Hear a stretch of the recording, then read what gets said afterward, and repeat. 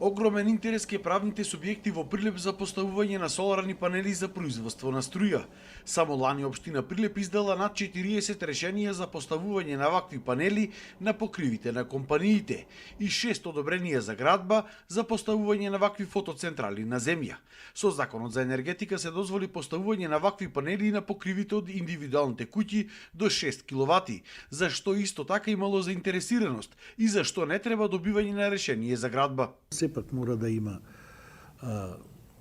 изработен основен проект кој ќе ги содржи фазите електрика и архитектура и овде во рамките на локалната самоуправа треба една изјава и во рамките на ЕВН да даде изјава дека еве ние сме поставиле и да го достави проектот изработен. И не треба никакво решение. Тоа е за индивидуални стамбени куќи до 6 киловати, а правни субјекти до 40 киловати, без процедура.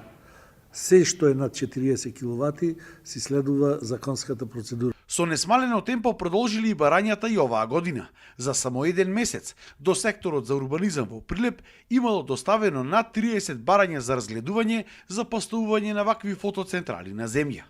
Сега со измените на Законот за енергетика им се дозволи на општините да одлучуваат за поставување на вакви фотоцентрали на земја како и на покривите и до 10 мегавати. Над 10 мегавати одлучува Министерството за транспорт и врски.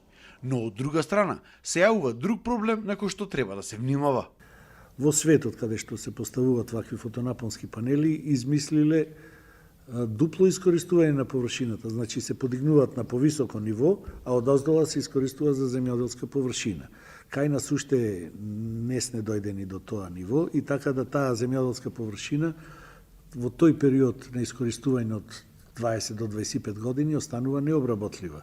После тоа може да се и се напаѓаат најплодните делови од Пелагонија. Исто така лани во Прилеп се издали и одобрение за градба на 3 централи за производство на струја од биогориво.